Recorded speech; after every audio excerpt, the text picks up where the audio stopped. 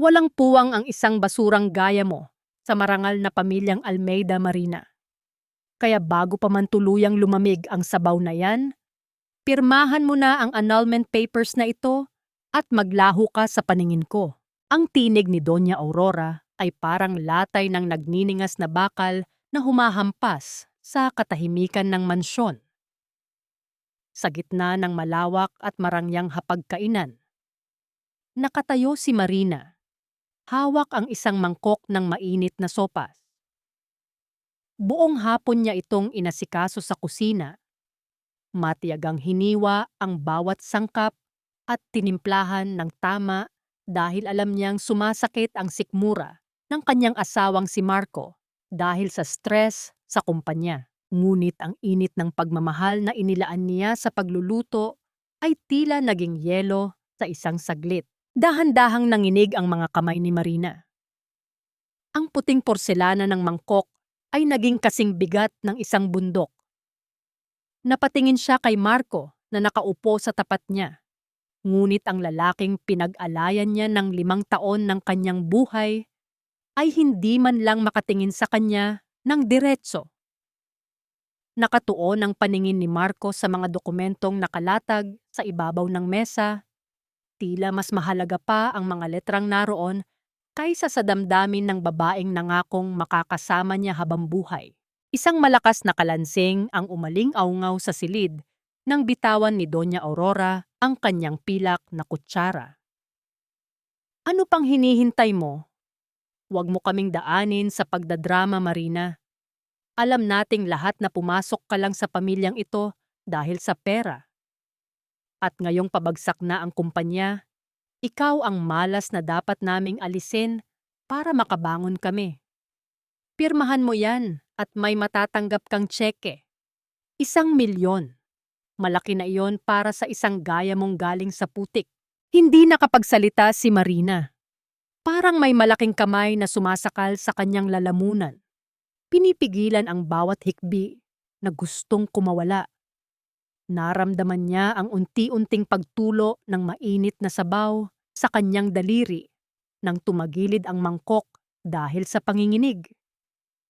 Ang paso ng likido sa kanyang balat ay hindi maihahambing sa hapdi na nanunuot sa kanyang puso.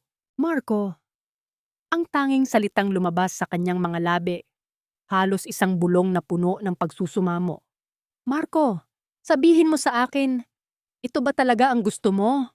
Pagkatapos ng lahat? Pagkatapos ng 5 taon? Dito na nag-angat ng tingin si Marco. Walang bakas ng init, walang bakas ng pagsisisi sa kanyang mga mata. I'm sorry, Marina, pero kailangan nating maging praktikal. Kailangan kong iligtas ang kumpanya. At ang tanging paraan ay ang pakasalan si Sofia. Her family is willing to invest, but only if you are out of the picture. Please, just sign the papers. Para naman ito sa ikabubuti nating lahat. Para sa ikabubuti ng lahat. Ang mga salitang iyon ay parang mga punyal na isa-isang bumaon sa dibdib ni Marina. Sa bawat tibok ng kanyang puso, nararamdaman niya ang pagdaloy ng pait. 5 taon siyang naging sunod-sunuran. 5 taon niyang tinuos ang lahat ng pang-aalipusta ng kanyang biyenan. 5 taon niyang ibinigay ang lahat, pati ang mga bagay na hindi nila alam na siya ang nagbigay, para lamang mapanatili ang dangal ng pamilyang Almeida. Dahan-dahang ibinaba ni Marina ang mangkok sa mesa. Ang tunog ng porselana sa ibabaw ng matigas na kahoy ay tila hudyat ng isang pagtatapos. Napatingin siya sa kanyang mga kamay na mapula na dahil sa paso ng sabaw, ngunit hindi niya nararamdaman ang sakit ng katawan. Ang tanging naroon ay ang pamamanhid ng kanyang buong pagkatao. Akala niyo ba ay malas ako? Tanong ni Marina. Ang kanyang boses ay hindi na nanginginig, kundi naging kasing lamig na ng gabi sa labas. Akala niyo ba ay wala akong ibinigay sa pamilyang ito kundi ang sarili ko? Isang mapang-uyam na tawa ang kumawala kay Doña Aurora. At ano naman ang maibibigay mo? Ang iyong paghihikahos? Ang iyong mababang pinagmulan? Huwag kang magpanggap na may halaga ka, Marina.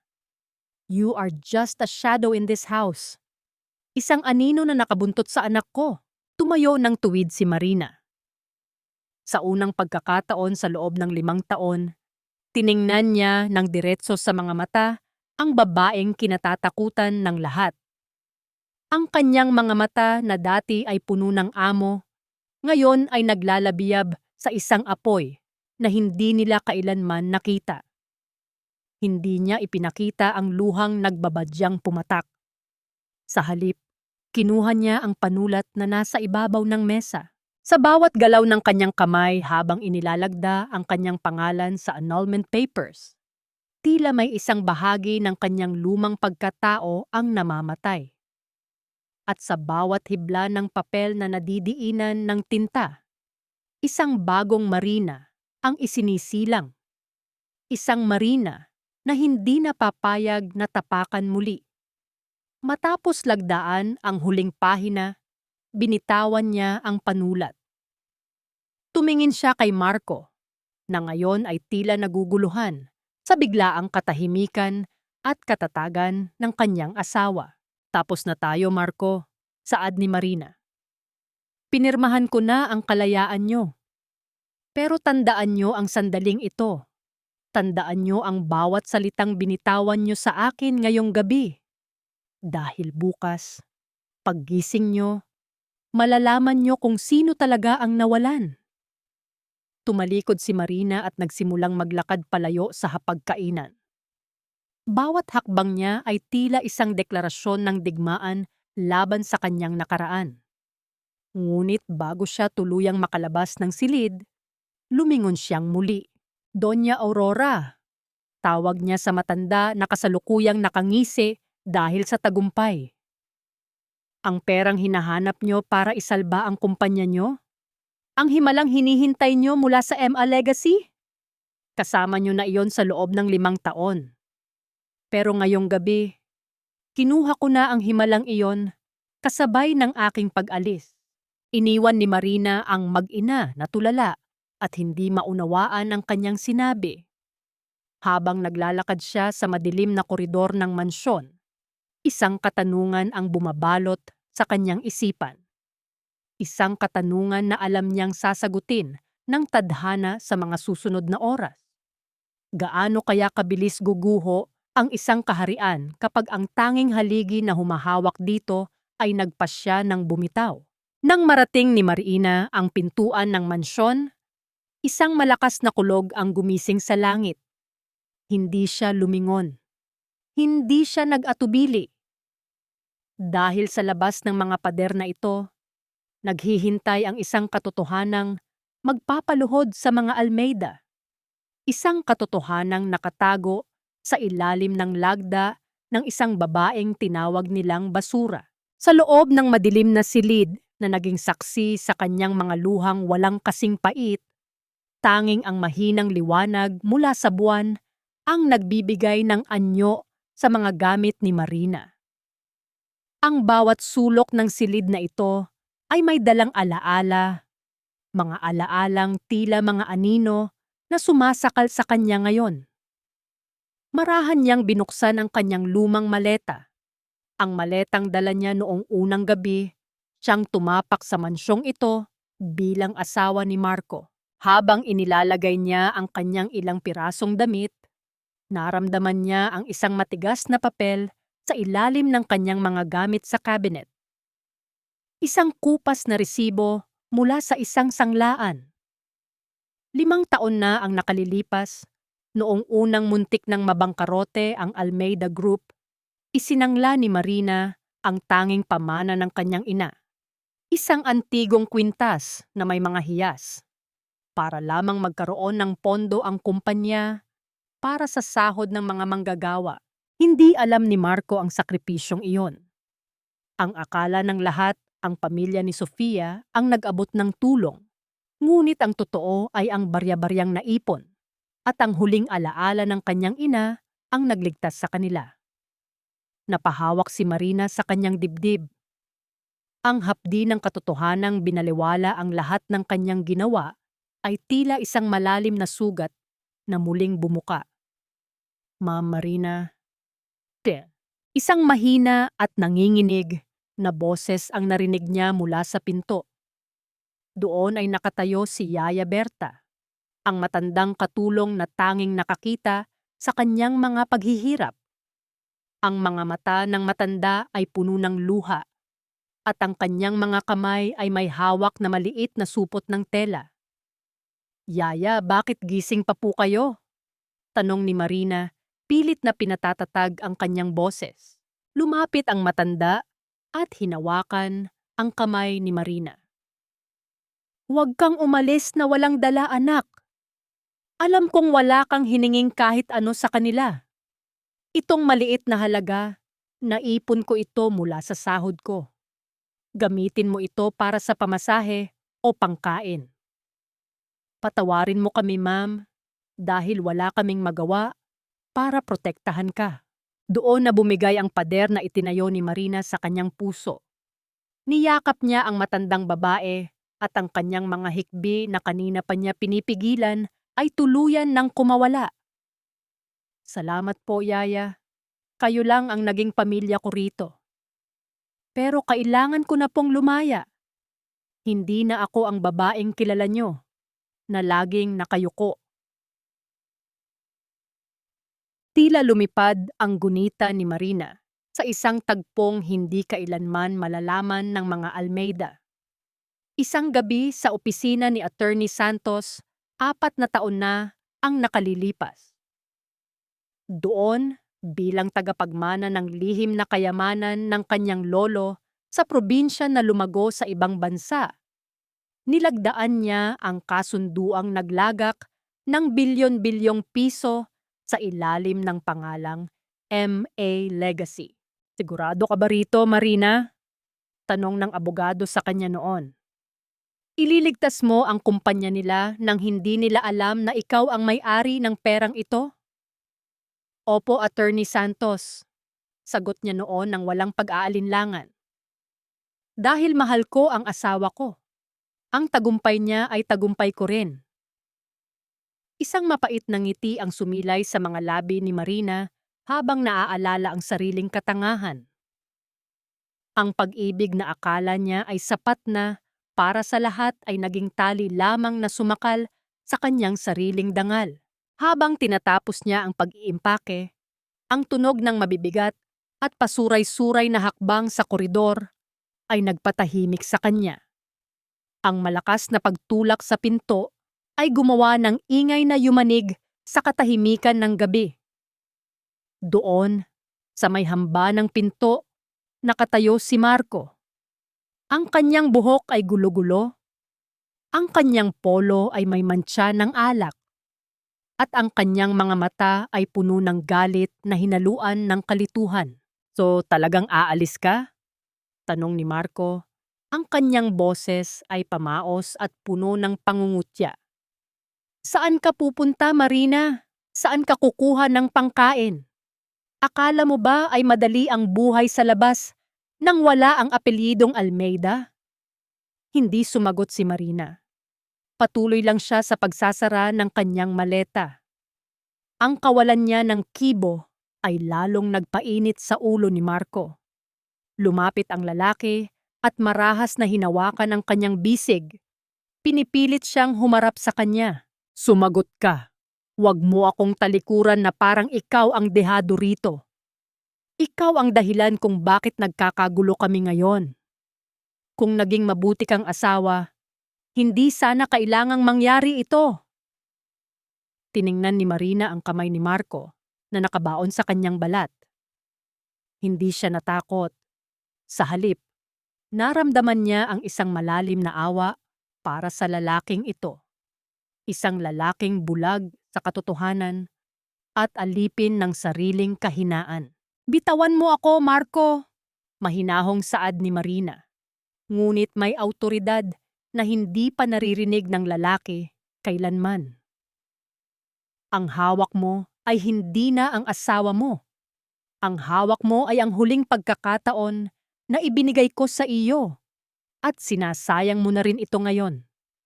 Nagtagis ang mga bagang ni Marco at lalo niyang hinigpitan ang pagkakahawak sa bisig ni Marina, habang ang kanilang mga hininga ay nagtatagpo sa gitna ng tensyon ng silid. Kailan ba matututunan ng isang tao na ang pinakamahalagang bagay ay nasa harapan na niya bago pa ito tuluyang mawala sa kanyang paningin? Ang sakit mo sa mata, Marina. Alam mo ba kung bakit hindi kita kailanman naisama sa mga party ng kumpanya? Dahil ikaw ang paalala na sa kabila ng yaman ng mga Almeida, nagpakasal ako sa isang babaeng amoy lupa at walang alam kundi ang magsilbi sa kusina. Ang bawat salita ni Marco ay tila mga lamat sa isang basong unti-unti nang nadudurog. Habang hawak pa rin niya ng mahigpit ang bisig ni Marina, ang kanyang hininga na amoy alak ay tumatama sa muka ng babae. Isang pamilyar na amoy na dati ay iniintindi ni Marina, ngunit ngayon ay nagdudulot na lamang ng pagkasuklam. Binitawan ko na ang lahat para sa iyo, Marco, mahinang sagot ni Marina. Ang kanyang boses ay parang isang patak ng tubig sa gitna ng nagngangalit na bagyo.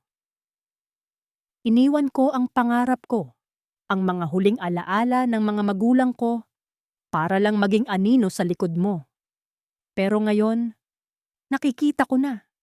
Hindi pala ako ang naging anino, kundi ang tanging ilaw na ayaw mong tanggapin dahil mas gusto mong magbulag-bulagan sa kasikatan. Isang mapait na tawa ang kumawala kay Marco. Isang tunog na puno ng pagyayabang at kawalang hiyaan. Ilaw?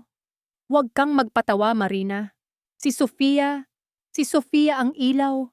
Siya ang babaeng may pangalan, may koneksyon, at may yaman na hindi mo kailanman matutumbasan. Siya ang karapat-dapat na maging ginang ng bahay na ito. At ngayon, sa wakas, maibibigay ko na sa kanya ang lugar na matagal mo nang ninakaw. Sa sandaling iyon, ang huling hibla ng pagmamahal na itinatago ni Marina para sa kanyang asawa ay tuluyan ng naputol. Walang sigaw, walang hagulgol. Tanging ang marahang pagtanggal ni Marina sa kamay ni Marco mula sa kanyang bisig ang bumasag sa tensyon. Tumingin siya sa mga mata ng lalaki at doon, wala nang natitira kundi ang isang malamig na kawalan. Ninakaw? Tanong ni Marina. Ang kanyang labi ay nagkaroon ng isang manipis at makahulugang ngiti. Sana ay maging masaya ka sa bago mong ilaw, Marco. Pero tandaan mo, ang liwanag na galing sa nakaw na apoy ay madaling mamatay kapag dumating ang tunay na dilim. Kinuha ni Marina ang kanyang maleta. Hindi na niya muling tiningnan ang silid na naging saksi sa kanyang 5 taong pagtitiis. Naglakad siya palabas, lagpas sa kanyang asawang nakatayo pa rin sa gitna ng kalasingan at pababa sa malawak na hagdanan ng mansyon. Sa bawat baitang na kanyang tinatahak, tila may isang mabigat na kadena na nalalagas mula sa kanyang katawan.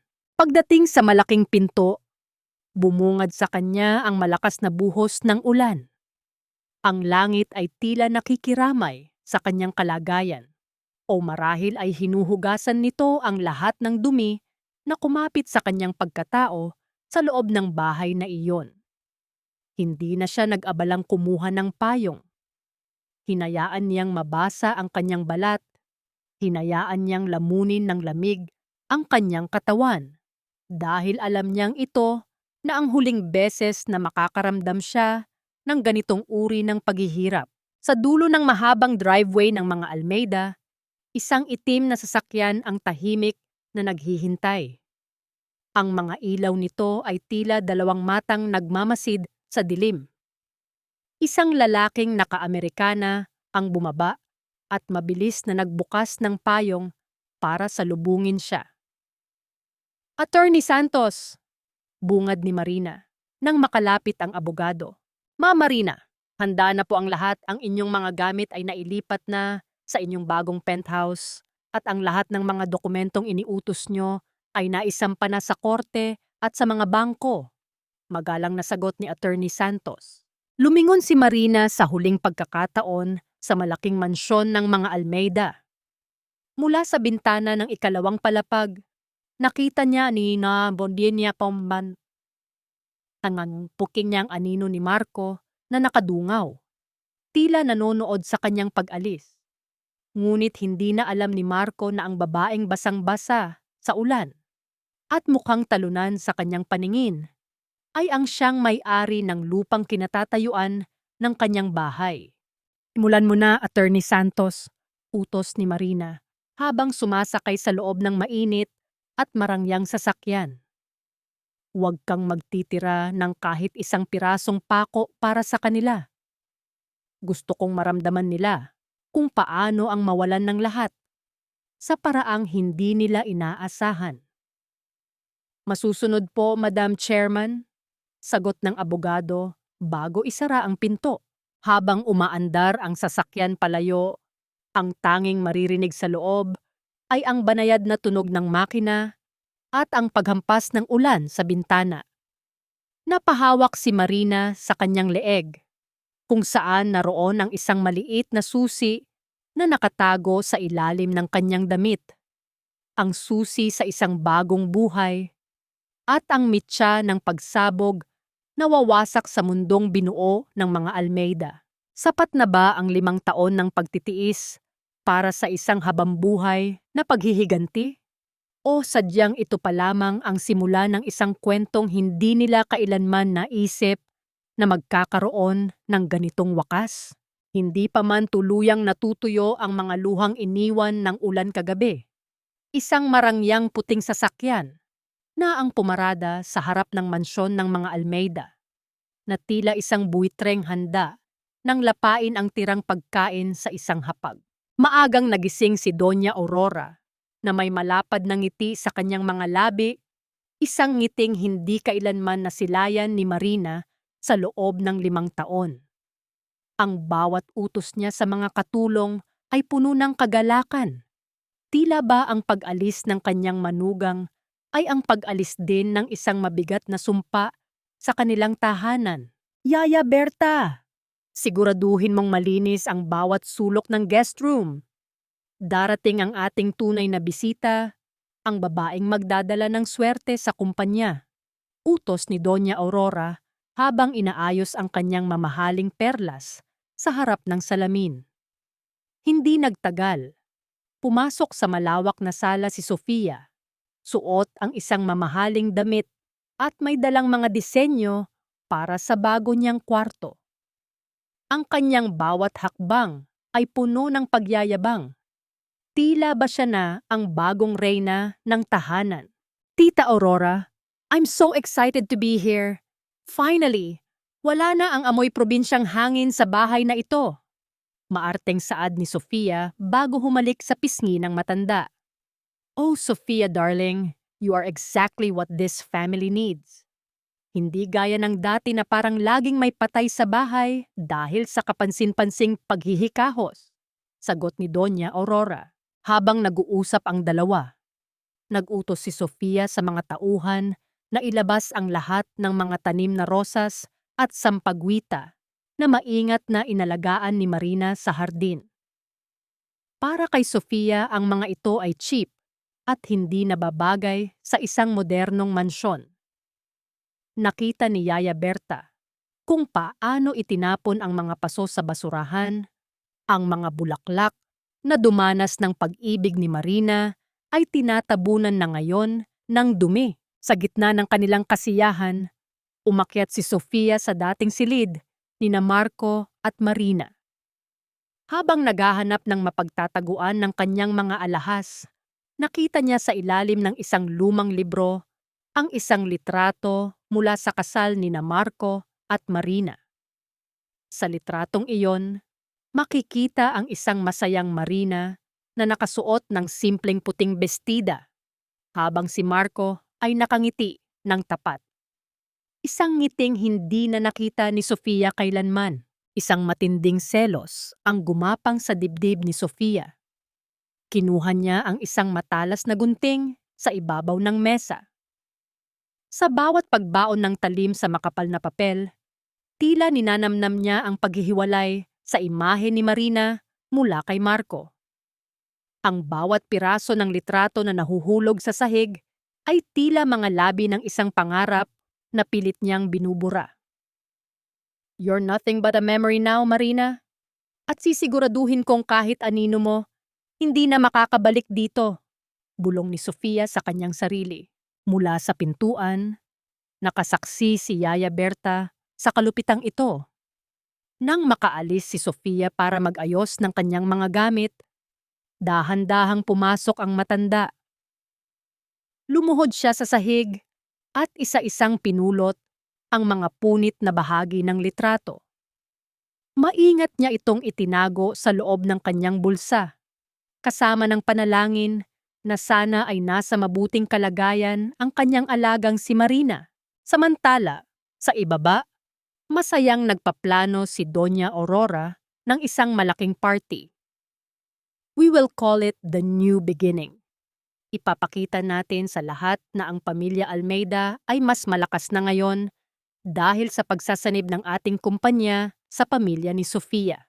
Ngunit sa gitna ng kanilang pagdiriwang ng tagumpay, may isang lihim na hindi binabanggit ni Sofia. Habang tinitingnan niya ang kanyang mamahaling relo, isang mabilis na mensahe ang pumasok sa kanyang telepono. "The interest is doubling. Kapag hindi ka nakakuha ng pondo sa mga Almeida sa loob ng 3 araw, ilalantad namin ang lahat ng utang ng pamilya mo." Napakapit si Sofia sa gilid ng mesa.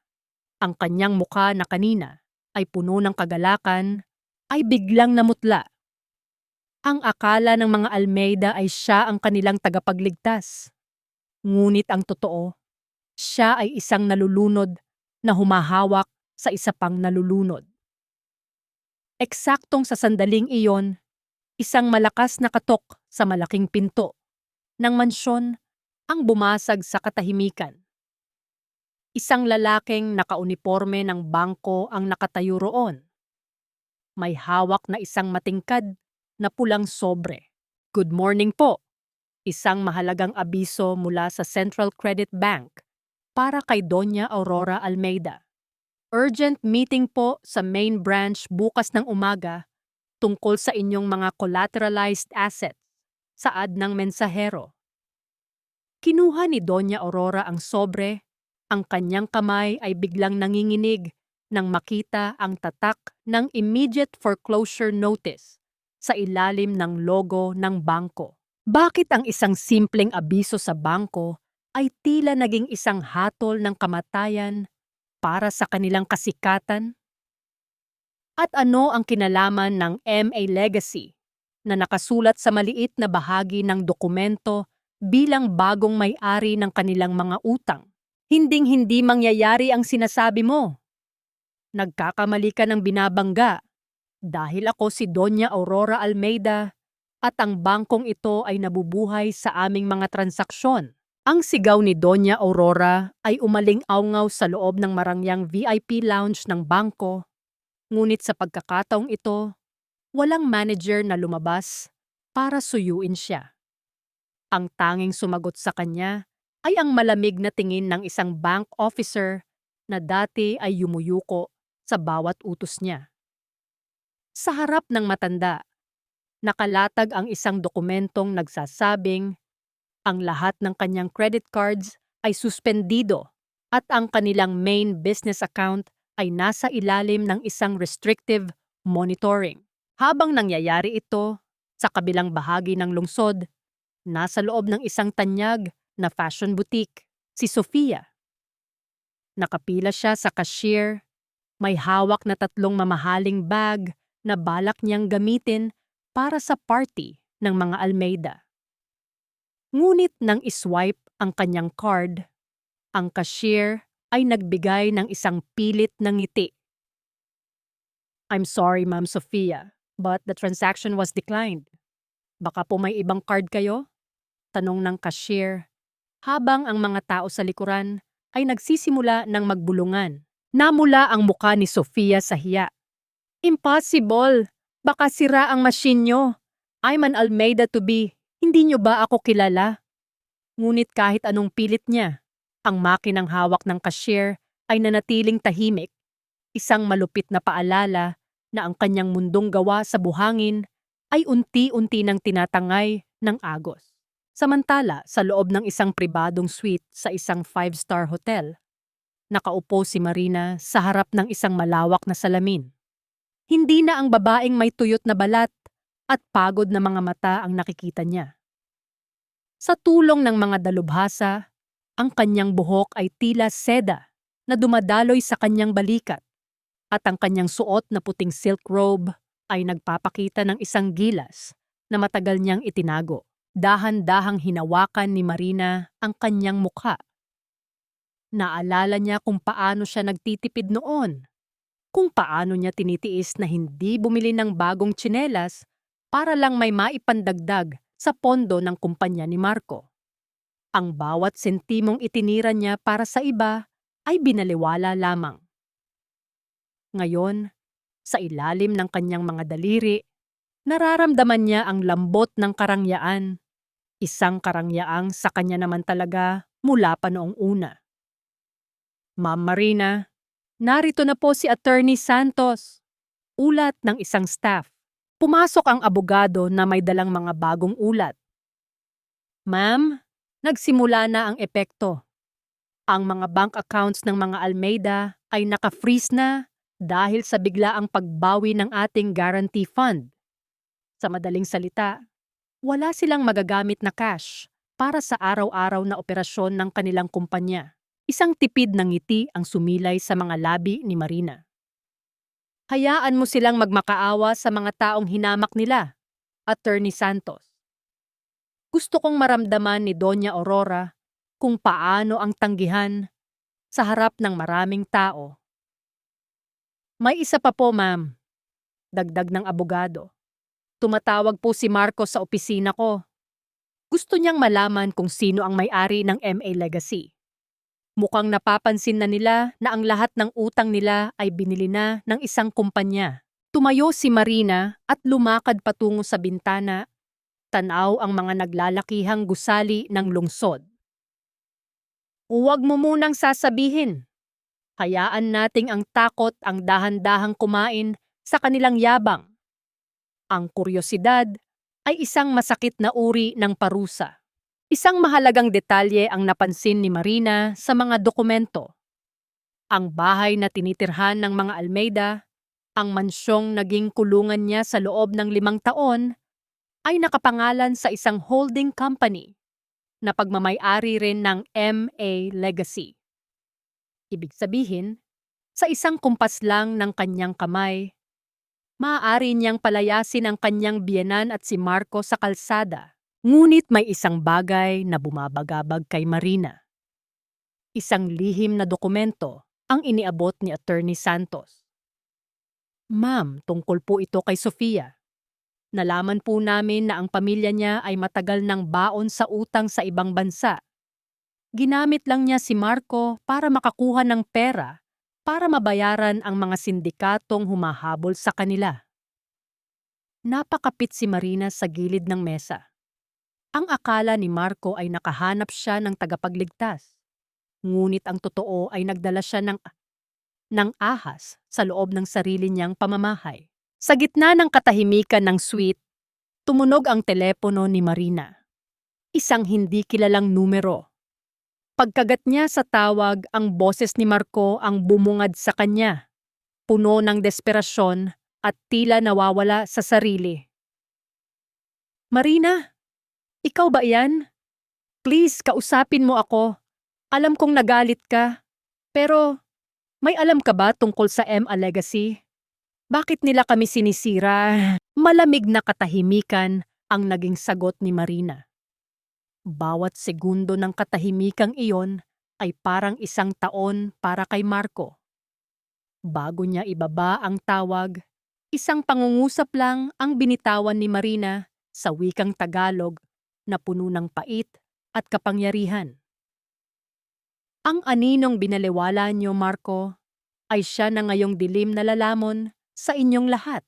Sino ang tunay na kakampi at sino ang tunay na kaaway sa larong ito ng pera at pag-ibig? At hanggang kailan maitatago ni Marina ang katotohanan na siya ang humahawak sa hininga ng pamilyang Almeida? Hindi pwedeng makansela ang piging na ito. Kung kailangang ibenta nyo ang mga huling piraso ng pilak sa kusina, gawin nyo. Kailangan nating ipakita sa mga investor na matatag pa rin ang mga Almeida. Ang boses ni Doña Aurora ay nanginginig sa galit at desperasyon habang nagbibigay ng utos sa mga natitirang katulong. Sa loob ng malawak na ballroom ng mansyon, ang mga kristal na chandelier ay nagniningning, ngunit ang liwanag nito ay tila isang mapanlinlang na balatkayo.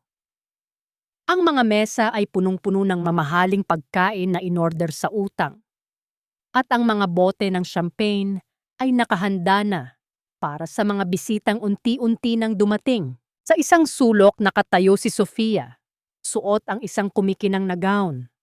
Hawak niya ang kanyang kanang kamay kung saan nakasuot ang isang dambuhalang singsing. Sa paningin ng marami, ito ay isang tunay na brilyante.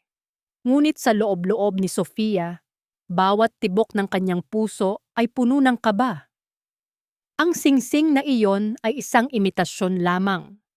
Isang cubic zirconia na binili niya sa madalian para lang may maipakita sa mga tao. Marco, bakit pawis na pawis ka? Umayos ka nga. Baka mahalata nila na tensyonado ka. Bulong ni Sofia kay Marco habang kinakapit ang kanyang braso rito. Hindi ko mapigilan, Sofia. Ang daming tawag mula sa mga supplier. Sinasabi nila na tumatalbog daw ang mga tseke ni Mama. Paano natin babayaran ang lahat ng ito pagkatapos ng gabi? Ang nangangambang sagot ni Marco, ang kanyang mga mata ay pabalik-balik sa pintuan. Nagsimulang mapuno ang silid ng mga negosyante at matataas na tao sa lipunan. Ngunit sa gitna ng tawanan at tunog ng marahang musika, isang kaguluhan ang nagaganap sa may pintuan. Isang grupo ng mga kalalakihan na nakabarong, ngunit may matitigas na mukha ang pilit na pumapasok. Nasaan si Doña Aurora? Nasaan ang bayad sa mga hiniram niyang kagamitan noong nakaraang buwan? Ang malakas na boses ng isa sa mga lalaki na nakakuha ng atensyon ng ilang bisita. Mabilis na lumapit si Doña Aurora. Ang kanyang mukha ay pulang-pula sa hiya at galit. How dare you! May party kami! Umalis kayo rito, mga hampas lupa. Babayaran kayo ng assistant ko bukas. Huwag kayong gumawa ng eksena sa harap ng mga investors ko. Investors? Ang balita namin ay wala na kayong pondo. Huwag nyo kaming daanin sa taas ng noo nyo, Donya. Ang matapang na sagot ng maniningil. Habang nangyayari ang tensyon, nakita ni Sofia si Yaya Berta na naglalakad bit-bit ang isang tray ng inumin. Sa inis ni Sofia, hinarang niya ang matanda. Yaya, bakit ang bagal mo? Dalhan mo kami ng champagne rito ni Marco, bilis. Ngunit sa pagkakataong ito, hindi yumuko si Yaya Berta. Ibinaba niya ang tray sa isang bakanteng mesa at tumingin ng diretso kay Sofia. Pasensya na po, Miss Sofia, pero tapos na ang oras ng trabaho ko. At kung hindi po kayo marunong makiusap ng maayos, baka mas mabuting kayo na ang kumuha ng sarili ninyong inumin. Ano? Ang lakas ng loob mong sumagot sa akin. Akmang sasampalin ni Sofia ang matanda, ngunit mabilis na humarang si Marco. Sofia, stop it! Hindi ito ang oras para sa ganyan, sigaw ni Marco, na lalong nagpahiya sa dalawa. Sa gitna ng lumalalang kaguluhan, ang mga maniningil na ayaw umalis, ang mga bisitang nagsisimula ng magbulungan, at ang pamilya Almeida na unti-unti nang nawawala sa kontrol. Isang biglaang katahimikan ang bumalot sa buong ballroom. Isang malakas na tunog ng pagbukas ng malaking pinto ang umaling-awngaw. Ang lahat ng mata ay napabaling sa entrance. Isang itim na sasakyan ang huminto sa labas. At mula rito ay bumaba ang isang babaeng tila nagmula sa isang panaginip. Suot ang isang blood red na gown na yakap ang kanyang magandang hubog ng katawan. Ang bawat hakbang niya sa ibabaw ng marmol na sahig ay tila isang ritual ng kapangyarihan. Ang kanyang leeg ay pinalalamutian ng mga tunay na hiyas na kumikinang sa ilalim ng mga chandelier na nagpapamukhang basura sa suot ni Sofia. Si Marina, hindi ang Marina na amoy kusina. Hindi ang Marina na laging nakayuko. Ito ang Marina na ang bawat tingin ay tila isang hatol ng kamatayan. Kasunod niya si Attorney Santos at 4 na malalaking bodyguard na nakasuot ng itim. Nalaglag ang panga ni Marco. Ang baso ng alak sa kanyang kamay ay muntik nang mahulog nang makita ang kanyang dating asawa. Si Doña Aurora naman ay tila nakakita ng multo. Ang kanyang labi ay nanginginig at hindi makapagsalita. Lumakad si Marina sa gitna ng ballroom, direkta sa harap ni na Doña Aurora at Marco. Ang tunog ng kanyang mga takong sa sahig ay tila ba isang orasan na nagbibilang ng huling sandali ng mga almeyra. Magandang gabi sa inyong lahat. Ang boses ni Marina ay kalmado, malalim, at puno ng awtoridad na gumapang sa bawat sulok ng silid. Mukhang masaya ang inyong pagdiriwang. Sayang naman kung mapuputol dahil lamang sa kakulangan ng pondo. Tumingin si Marina kay Doña Aurora. Isang mapang-uyam na ngiti ang sumilay sa kanyang mga labi. Akala niyo ba ay matatapos ang gabi nang hindi ako nagpapakita? Isang matinding tensyon ang bumalot sa hangin. Ang mga bisita ay nagsimulang mag-record gamit ang kanilang mga telepono. Ang reyna ng mga almeyra ay tila naging isang maliit na bata sa harap ng dating alila na ngayon ay nagbabalik bilang kanilang Panginoon. Ano ang susunod na hakbang ni Marina ngayong nasa harap na niya ang mga taong sumira sa kanyang buhay? At paano tatanggapin ni Marco na ang babaeng itinapon niya ay siya palang nagmamay-ari ng lahat ng kanyang kinatatayuan? Ilabas ang basurang ito! Security, nasaan na kayo? Bakit niyo hinayaang makapasok ang babaeng ito sa pamamahay ko? Ang tinig ni Doña Aurora ay umalingaw-ngaw sa ballroom, puno ng panginginig at matinding galit. Ang kanyang muka na kanina ay pinapahiran ng mamahaling kolorete ay tila nagmistulang isang maskara ng takot. Ngunit sa halip na matakot, isang banayad at nakakalokong tawa ang kumawala sa mga labi ni Marina. Ang kanyang bawat galaw ay dahan-dahan, tila isang reyna na naglalakad sa sarili niyang palasyo habang ang lahat ng mga mata ng matataas na lipunan ay nakatitig sa kanya. Ang iba ay may halong gulat. Ang iba naman ay paghanga. Pamamahay mo, Doña Aurora? Tanong ni Marina. Ang boses ay kalmado, ngunit bawat salita ay tila may bigat ng isang hatol. Sigurado ka ba na sa iyo pa ang bawat pako at semento ng mansyong ito? Dahil sa pagkakaalam ko, ang tanging pagmamay-ari mo na lang sa loob ng kwartong ito ay ang iyong kapalaluan. Mabilis na lumapit si Marco. Ang kanyang mukha ay puno ng kalituhan. Marina, anong ibig sabihin nito? Bakit ka nakasuot ng ganyan?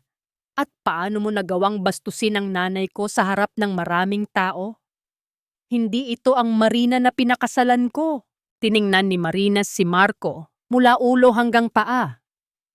Ang lalaking ito, na dati ay sentro ng kanyang mundo, ngayon ay tila isang maliit na insekto na lamang sa kanyang paningin. Tama ka, Marco. Hindi na ito ang Marina na pinakasalan mo.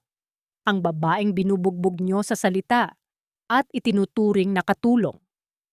Ang Marina na iyon ay matagal nyo nang pinatay. Ang kaharap nyo ngayon ay ang babaeng nagbigay sa inyo ng hininga sa loob ng 5 taon.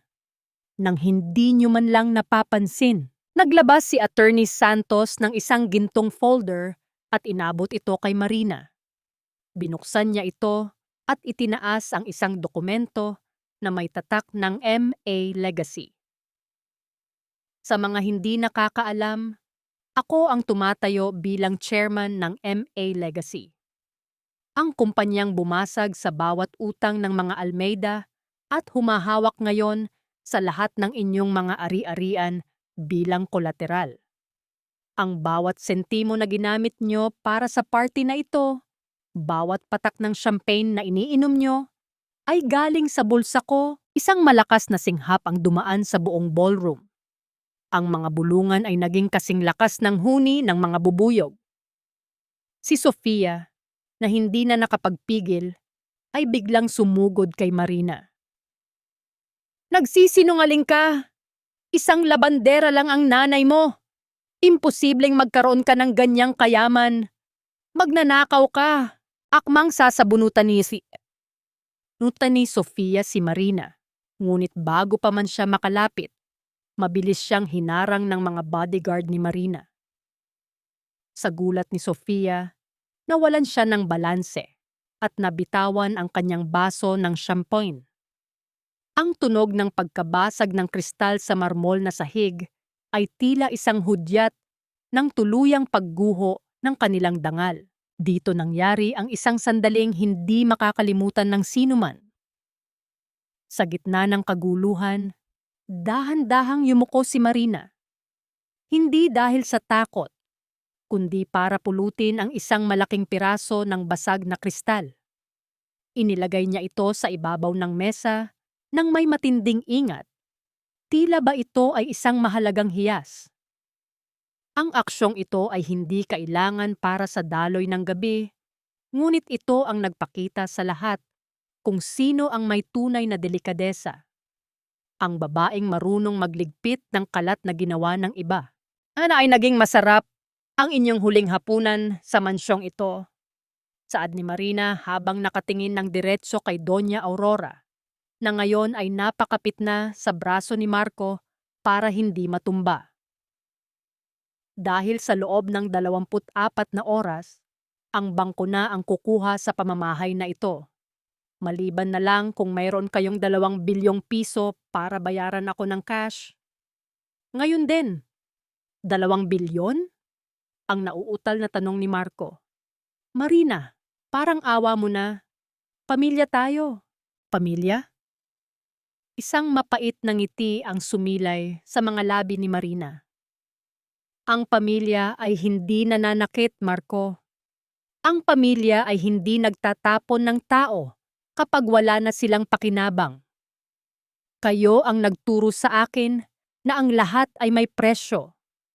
At ngayon, ito na ang bill na dapat ninyong bayaran. Iniwan ni Marina ang pamilya Almeida na tulala sa gitna ng ballroom.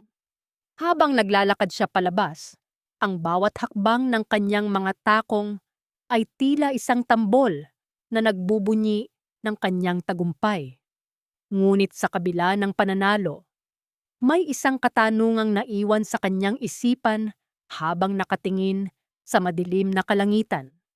Sapat na ba ang makitang nawasak ang kanilang mundo para mabura ang mga latay sa kanyang puso? O ang tunay na kaligayahan ay wala sa paghihiganti, kundi sa tuluyang paglimot? Walang kwenta ka talagang anak. Kung hindi ka naging mahina at nabulag sa ganda ng babaeng iyan, hindi sana tayo dinuduraan ng Marina na iyan ngayon. Ang sigaw ni Doña Aurora ay umalingaw-ngaw sa malawak at bakanteng ballroom. Tila ba ang bawat salita ay bumubunot sa mga huling hibla ng dangal na natitira sa pamilya Almeida. Wala na ang mga bisita. Ang marangyang hapagkainan na kanina ay pununo ng tawanan ay isa na ngayong sementeryo ng mga tira-tirang pagkain, basag na kristal at natapong alak. Ang bawat chandelier na nagniningning ay tila mga matang nangungutya sa kanilang pagkatalo. Napaupo si Marco sa isang silya. Ang kanyang mga kamay ay nakasabunot sa sariling buhok. Ang bawat hininga niya ay mabigat, puno ng pagsisisi na ngayon lang kumatok sa kanyang pintuan. Sa gitna ng katahimikan, naramdaman niya ang lamig ng silid. Isang lamig na hindi kayang pawiin ng kahit anong mamahaling aircon. Naalala niya ang mga gabi noong narito pa si Marina. Laging may mainit na tsaa, laging may malambot na unan, at laging may boses na nagpapakalma sa kanyang pagod. Ngunit ngayon, ang tanging naririnig niya ay ang galit na boses ng kanyang ina. "Mama, itigil niyo na!" Bulong ni Marco, ngunit hindi siya pinakinggan. Itigil? Paanong ititigil? Bukas, mawawalan tayo ng bahay. Bukas, magiging pulubi tayo sa kalsada dahil sa kakahintay mo sa Sofia na iyan. Lumingon si Doña Aurora kay Sofia, na kanina pa tahimik sa gilid. At ikaw, akala ko ba ay ililigtas mo kami? Nasaan ang pamilya mo? Nasaan ang yaman mo? Si Sofia, na kanina ay parang reyna, ay ngayon ay parang isang basang sisiw na nanginginig sa takot. Ngunit sa likod ng takot na iyon ay ang isang mabilis na pag-iisip. Hindi na niya kailangan ang mga Almeida. Alam niyang lumubog na ang barko at hindi siya sasama sa paglubog nito. "Huwag niyo akong sisihin, Doña Aurora," matalim na sagot ni Sofia. Ang kanyang boses ay biglang nagbago mula sa pagiging malambing tungo sa pagiging kasing talim ng labaha. "Kayo ang nagpumilit na ipakasal ako kay Marco. Kayo ang sakim. At kung akala nyo ay mananatili ako rito para panoorin kayong maghirap, nagkakamali kayo." Mabilis na tumakbo si Sofia paakyat sa hagdanan. Narinig ni na Marco ang marahas na pagbubukas ng mga drawers sa itaas. Sa loob ng silid ni Doña Aurora, mabilis na hinalughog ni Sofia ang jewelry box ng matanda. Ang bawat kwintas, singsing, at hikaw na nakita niya ay mabilis niyang isinilid sa kanyang bag. Ang bawat hiyas ay tila isang tiket para sa kanyang pagtakas. "Anong ginagawa mo?" Sigaw ni Marco na nakasunod na pala sa kanya. Nahuli niya ang kamay ni Sofia na may hawak na isang dambuhalang perlas. Ang mga mata ni Sofia ay punong-puno ng desperasyon at kasamaan. "Bitawan mo ako, Marco! Wala na kayong pera. Kumpanya niyo ay isang bangkay na. Hindi ko sasayangin ang ganda ko sa isang lalaking talunan." Itinulak ni Sofia si Marco ng malakas, dahilan upang mapaupo ang lalaki sa sahig. Sa gitna ng kaguluhan, isang maliit na bagay ang gumulong mula sa sotrak na malapit sa paanan ni Marco. Ito ang kanyang singsing sa kasal. Ang singsing na itinapon ni Marina bago siya umalis. Sa ilalim ng bumbilya, ang ginto nito ay hindi na nagniningning. Kasing labo na ng kanyang kinabukasan, kinuha ni Marco ang singsing. Ang bigat nito sa kanyang palad ay tila bigat ng 5 taon ng pagkakamali. Doon niya naramdaman ang tunay na pagkawasak. Ang babaeng tunay na nagmahal sa kanya ay itinapon niya. At ang babaeng pinili niya ay magnanakaw na ngayon sa harap ng kanyang mga mata. Isang malakas na kalabog ang narinig mula sa baba. Kasunod nito ay ang hiyaw ni Yaya Berta. "Doña Aurora! Doña Aurora, gumising kayo!" Mabilis na bumaba si Marco. Iniwan si Sofia na patuloy sa pagnanakaw. Sa gitna ng ballroom, nakita niya ang kanyang ina na nakahandusay sa marmol na sahig. Ang muka ng matanda ay maputla. Ang kanyang mga labi ay nangingitim. At ang kanyang mga mata ay nakatitig sa kisame ng walang buhay.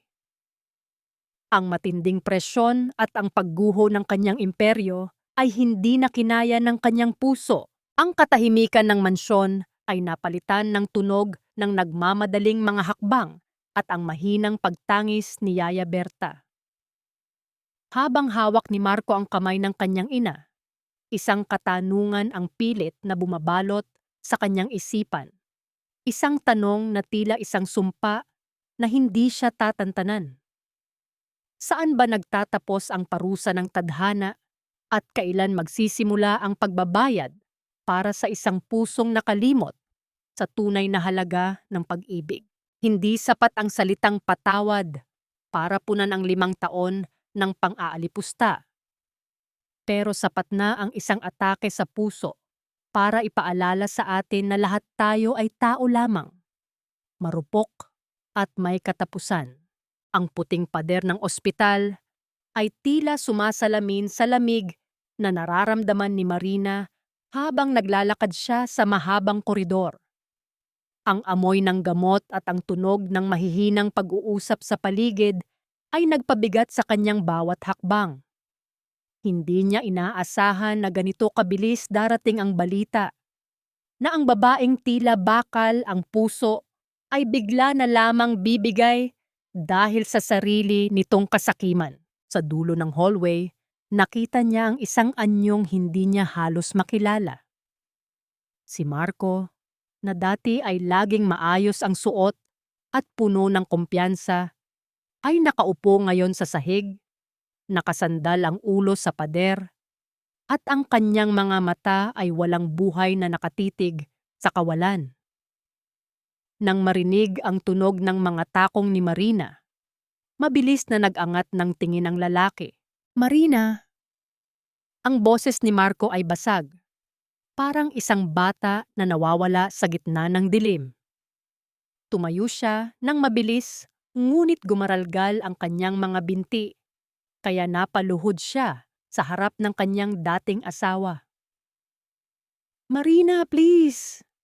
Si Mama, sinasabi ng mga doktor na kailangan siyang operahan. Pero lahat ng accounts namin ay naka-freeze. Kahit pambayad sa deposit, wala kami. Parang awa mo na.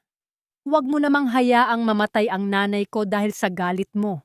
Tumingin si Marina sa lalaking nakaluhod sa kanyang paanan. 5 taon siyang nanalangin na sana ay makita ni Marco ang kanyang halaga. At ngayon ay narito ang lalaki, nagmamakaawa, ngunit hindi dahil sa pag-ibig, kundi dahil sa pangangailangan. Ang sakit na dati ay naramdaman ni Marina ay napalitan na ng isang malalim at tuyong pagkapagod. "Hindi ko siya pinatay, Marco!" Mahinahong saad ni Marina. Bawat salita ay kasing lamig ng hangin mula sa aircon ng ospital. Ang sarili niyang mga desisyon ang nagdala sa kanya rito. Ang galit mo ay dapat ibaling sa sarili mo. Dahil ikaw ang nanood lang habang unti-unti niyang winawasak ang pamilya niyo. Alam ko, kasalanan ko ang lahat. Pero Marina, iligtas mo lang siya. Pagkatapos noon, kahit anong gusto mo, gagawin ko. Kahit hinding-hindi mo na ako patawarin, hikbi ni Marco, habang hinahawakan ang dulo ng damit ni Marina. Sa sandaling iyon, isang matangkad at kagalang-galang na lalaki ang lumapit at humawak sa balikat ni Marina. Si Gabriel. Siya ang lalaking nakilala ni Marina sa ibang bansa noong mga panahong balak na niyang sumuko. Ang tao na tumulong sa kanya upang mahanap ang kanyang tunay na lakas at ang tagapayo ng MA Legacy. "Marina, kailangan na nating magdesisyon," wika ni Gabriel. Ang kanyang boses ay malalim at may dalang katiwasayan. "Ang laban mo ay sa negosyo, hindi sa buhay ng tao. Ngunit tandaan mo, ang bawat tulong na ibibigay mo ay may kalakip na responsibilidad." Huminga ng malalim si Marina. Binitawan niya ang paningin kay Marco at lumapit sa isang maliit na stall sa loob ng ospital. Bumili siya ng isang simpleng basket ng prutas, mansanas, saging at dalandan. Walang mamahaling ribon, walang gintong palamuti. Ibinigay niya ito sa isang nurse at sinabing ihatid sa kwarto ni Doña Aurora. Ang simpleng basket na ito ay simbolo ng kanyang pinagmulan. Ang amoy proprobinisya na dati ay kinasusuklaman ng kanyang biyenan. Bayad na ang operasyon, sabi ni Marina kay Marco nang hindi tumitingin dito. Hindi dahil mahal kita at hindi dahil natatakot ako sa inyo, kundi dahil ayaw kong maging kasing sama nyo. Gusto kong mabuhay ang nanay mo para makita niya ang bawat araw na masaya ako habang kayo ay nagsisimula sa wala. Iniwan ni Marina ang ospital kasama si Gabriel. Sa loob ng sasakyan, nanatiling tahimik si Marina, nakatingin sa mga ilaw ng lungsod na mabilis na nagdaraan. Sigurado ka ba sa ginawa mo? Tanong ni Gabriel habang nagmamaneho. Hindi ko alam, Gabriel. Pero ang pagpili sa kabutihan sa gitna ng kawalang hiyaan ay ang tanging paraan para hindi ako tuluyang malamon ng dilim, sagot ni Marina. Samantala, sa loob ng intensive care unit, dahan-dahang gumalaw ang mga daliri ni Doña Aurora. Ang mga monitor na kanina ay mabilis ang tunog ay nagsimulang kumalma. Nang imulat ng matanda ang kanyang mga mata, ang puting kisame ng ospital ang bumungad sa kanya. Ang kanyang boses ay halos hindi marinig. Isang mahinang kalos na puno ng pait at takot. Mama? Lumapit si Marco. Hawak ang kamay ng ina. Tumitig si Aurora sa basket ng prutas na nasa tabi ng kanyang kama. Ang mga prutas na dati ay tatawanan niya dahil sa pagiging ordinaryo, ngayon ay tila isang sumpa na nagpapaalala sa kanya ng kanyang pagkatalo. Sa gitna ng kanyang panghihina, may isang pangalang tanging lumabas sa kanyang mga tuyong labi. Patawarin mo ako. Marina. Ang mga salitang iyon ay pumatak sa katahimikan ng kwarto, ngunit sapat na nga ba ang isang hinga ng pagsisisi para burahin ang 5 taon ng paghihirap? Akala mo ba ay ikaw ang nagmamay-ari ng pusong ito, Sofia? Ang totoo, bawat salita mo ay may katumbas na presyo at ang bawat luhang ipinakita mo ay bahagi lamang ng isang madilim na transaksyon. Ang boses ni Marina ay umalingaw-ngaw sa loob ng silid-aklatan ng mansyon, kung saan nagtatago si Sofia habang mabilis na isinisilid ang mga huling piraso ng pilak sa kanyang mamahaling bag. Sa labas, ang sirena ng mga sasakyan ng pulis ay tila mga huni ng mga ibon ng kamatayan na palapit ng palapit. Si Marco ay nakatayo sa may pinto. Ang kanyang mukha ay puno ng hapis at hindi makapaniwala sa nakikita. Marina, anong ginagawa mo rito? At anong sinasabi mong transaksyon? Tanong ni Marco. Ang kanyang boses ay pamaos at puno ng pangangatog. Hindi sumagot si Marina sa pamamagitan ng salita. Sa halip, inilapag niya ang isang makapal na brown envelope sa ibabaw ng mesa. Mula rito ay kinuha niya ang isang tumpok ng mga papel. Mga liham na may pabango pa, ang mga liham na naging dahilan kung bakit naniwala si Marco na si Sofia ang kanyang soulmate noong mga panahong nag-aaway sila ni Marina. Basahin mo ang mga ito, Marco, malamig na utos ni Marina. Ang mga sulat na ito na akala mo ay galing sa puso ni Sofia? Binayaran niya ang isang professional writer para gawin ang mga iyan. At ang mga impormasyong nakasulat tungkol sa mga paborito mong bagay, galing sa mga social media post ko na pinag-aralan niya para makuha ang loob mo.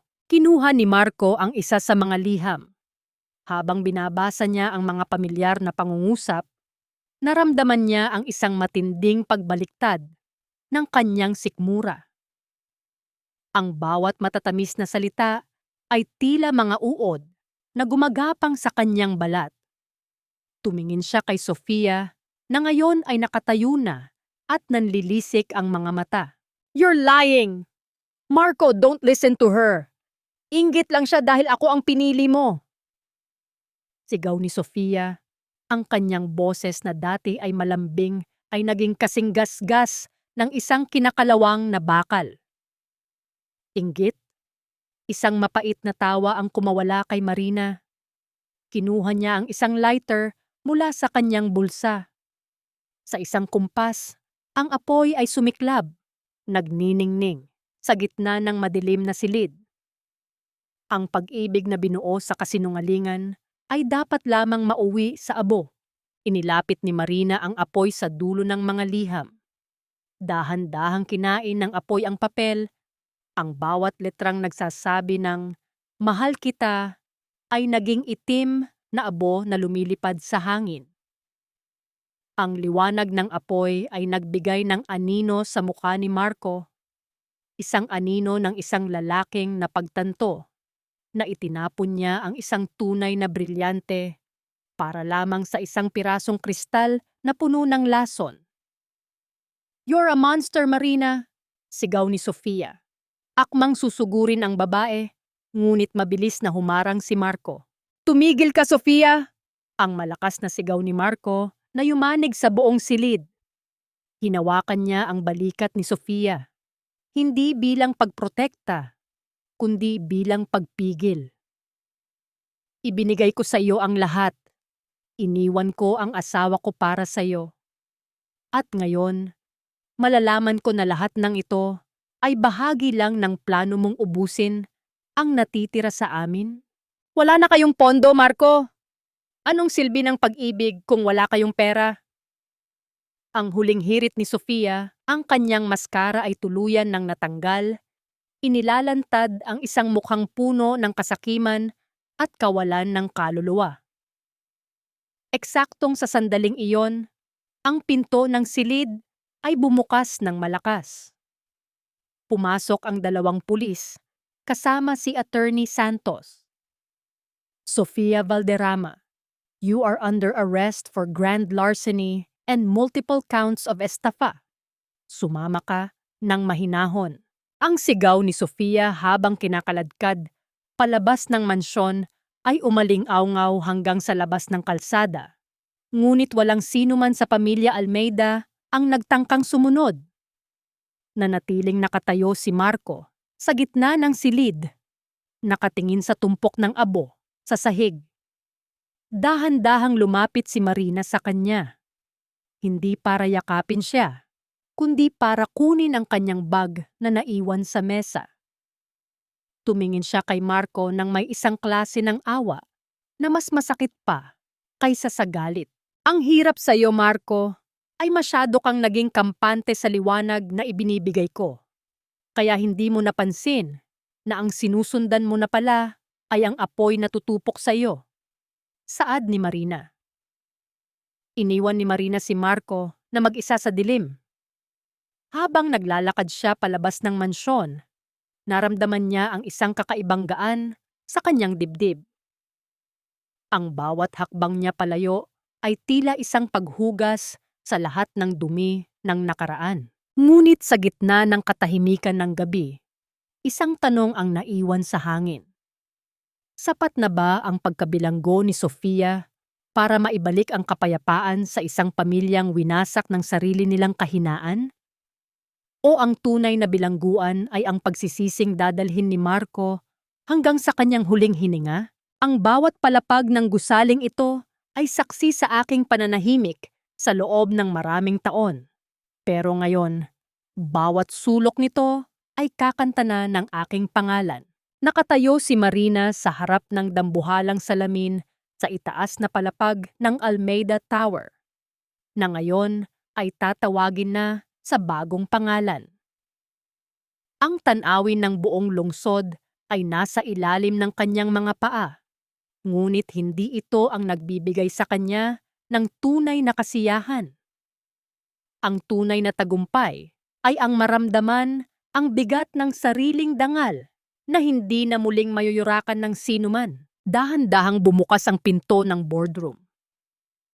Sa loob, nakaupo ang mga miyembro ng Board of Directors, na dati ay hindi man lang tumitingin sa kanya kapag nagdadala siya ng kape sa mga pulong ni Marco. Ngayon, ang bawat isa sa kanila ay tuwid na tuwid ang upo, ang kanilang mga mukha ay puno ng kaba at pilit na paggalang. Sa bawat hakbang ni Marina patungo sa gitnang upuan, ang tunog ng kanyang sapatos sa makintab na sahig ay tila isang martilyo na nagpapatibay sa kanyang bagong pundasyon. Naupo siya at dahan-dahang inilibot ang kanyang paningin sa mga taong nasa harap niya. Mula sa araw na ito, ang kumpanyang ito ay hindi na tatawaging Almeida Global. Wika ni Marina. Ang kanyang boses ay parang bakal na binalot ng seda. Malamig, pero matibay. Mula ngayon, ito ay kikilalanin bilang MA Heritage Group at kasabay ng pagpapalit ng pangalan, lilinisin din natin ang bawat dumi na iniwan ng nakaraang pamamahala. Isa-isang tinawag ni Marina ang mga pangalan ng mga opisyal na naging kasabwat ni Doña Aurora sa pagmamanipula ng pondo. Wala siyang galit sa kanyang boses, tanging ang katotohanan na masakit pakinggan. Maaari na kayong lumabas. Ang inyong mga gamit ay nasa lobby na. Huwag na nating pahabain pa ang isang ugnayang wala namang katapatan. Matapos ang pulong, hindi sa isang marangyang restaurant nagtungo si Marina. Sa halip, dumiretso siya sa kanyang bagong penthouse, kung saan naghihintay ang isang espesyal na bisita. Yaya Berta, bakit po kayo nakatayo diyan sa sulok? Tanong ni Marina nang makita ang matandang budang nakatayo malapit sa kusina. Tila nahihiya pa ring gumalaw sa loob ng napakagandang tahanan. Naku Ma'am Marina, baka pumadumihan ko ang inyong napakaputing sofa. Sanay po ako sa kusina, doon na lang po ako. Sagot ng matanda, habang pilit na itinatago ang kanyang mga kamay na magaspang dahil sa trabaho. Lumapit si Marina at hinawakan ang mga kamay ni Yaya Berta. Inakay niya ang matanda patungo sa malawak na hapagkainan na yari sa mamahaling marmol. Doon may nakahandang 2 plato ng mainit na sinigang. Ang paboritong luto ni Marina na dati ay kailangan niyang kainin ng mabilis sa loob ng kusina para hindi mapagalitan ni Doña Aurora. Yaya, sa bahay na ito wala ng amo at alipin. Saad ni Marina habang pinauupo ang matanda sa isang silyang kasing lambot ng ulap. Dito, tayo ay magkapamilya. Maupo po kayo at sabayan niyo akong kumain. Nanginginig ang mga kamay ni Yaya Berta habang hawak ang pilak na kutsara. Sa loob ng 40 taon niyang pagsisilbi sa mga Almeida, ito ang unang pagkakataon na pinaupo siya sa isang hapagkainan, hindi bilang tagapagsilbi, kundi bilang tao. Ang bawat subo ng matanda ay may kasamang luha ng kagalakan. At si Marina, habang pinapanood ang budang nag-alaga sa kanya, ay nakaramdam ng isang uri ng kapayapaan na hindi kayang bilhin ng bilyong piso. Salamat anak, maraming salamat. Bulong ni Yaya Berta. Gabi na nang mapag-isa si Marina sa kanyang balkonahe. Hawak niya ang isang baso ng alak. Pinagmamasdan ang mga bituin na tila nakikigalak sa kanyang kalayaan. Sa gitna ng katahimikan, naramdaman niya ang pag-vibrate ng kanyang telepono sa ibabaw ng mesa. Isang mensahe mula sa isang hindi kilalang numero, ngunit alam ni Marina kung kanino ito galing dahil sa pamilyar na paraan ng pananalita. Marina, alam kong wala na akong karapatan. Pero maaari ba tayong mag-usap? Hindi tungkol sa kumpanya, hindi tungkol sa pera, kundi tungkol sa atin. Kahit 5 minuto lang. Nandito ako sa ibaba ng gusali mo. Hindi ako aalis hanggat hindi mo ako nakakausap. Tumingin si Marina sa ibaba ng tore. Doon, sa ilalim ng malamig na ilaw ng poste, nakita niya ang isang maliit at tila nawawalang anino ng isang lalaki. Si Marco. Ang bawat salita sa mensahe ay tila isang kawit na pilit humihila sa kanya pabalik sa nakaraan. Ngunit ang Marina na nakatayo ngayon ay hindi na ang babaeng madaling mabighani sa mga salitang walang gawa. Sasagutin ba niya ang tawag ng nakaraan? O hahayaan na lamang niya itong mabulok sa ilalim ng mga ilaw ng lungsod? Huwag mong hanapin ang pag-ibig sa isang pusong ikaw mismo ang pumatay, Marco. Dahil ang tanging matatagpuan mo rito ay ang mga abo ng isang nakaraang hindi mo kailanman pinahalagahan. Ang boses ni Marina ay kalmado, ngunit may talim na mas matalas pa sa anumang kutsilyo. Nakaupo siya sa tapat ni Marco sa loob ng isang maliit at lumang coffee shop sa kanto ng lungsod. Ang lugar kung saan sila unang nag-date 10 taon na ang nakalilipas. Ang amoy ng bagong giling na kape na dati ay nagdadala ng tamis sa kanyang gunita. Ngayon ay tila ba amoy ng isang namuong pait na humahalo sa malamig na hangin ng hapon. Tiningnan ni Marina ang lalaking nasa harap niya. Si Marco ay wala na ang kinang ng isang tagapagmana. Ang kanyang polo ay lukot. Ang kanyang mga mata ay may malalalim na itim na bilog at ang kanyang mga kamay ay nanginginig habang hawak ang isang basong tubig. Ang dati ay mapagmataas na leon ng pamilya Almeida ay isa na ngayong basang sisiw na tila hinihintay ang hatol ng tadhana. Marina, alam kong huli na, pero sana pakinggan mo ako. Bulong ni Marco. Ang kanyang boses ay nanginginig sa pagsisisi. Ngayong wala na ang mansyon. Ngayong kailangan naming mamuhay sa isang maliit na apartment sa labas ng bayan. Doon ko lang natanto. Ang lahat ng luho, ang lahat ng pangalan, ay walang saysay kung wala ka sa tabi ko. Patawarin mo ako dahil naging bulag ako. Isang mapait na ngiti ang sumilay sa mga labi ni Marina. Dahan-dahan niyang inilabas mula sa kanyang bag ang isang maliit na velvet box. Ipinatong niya ito sa mesa at dahan-dahang itinulak patungo sa direksyon ni Marco. Ang tunog ng kahon habang dumudulas sa makinis na kahoy ay tila isang hudyat ng huling pamamaalam. Ito ang iyong singsing sa kasal, Marco, saad ni Marina. Natagpuan ko ito sa ilalim ng mga gamit na iniwan ko.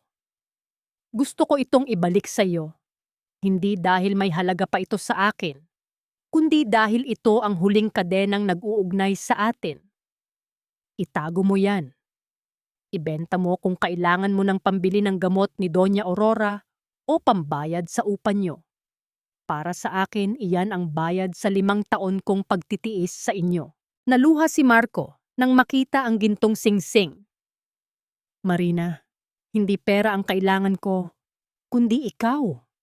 Bigyan mo ako ng isa pang pagkakataon.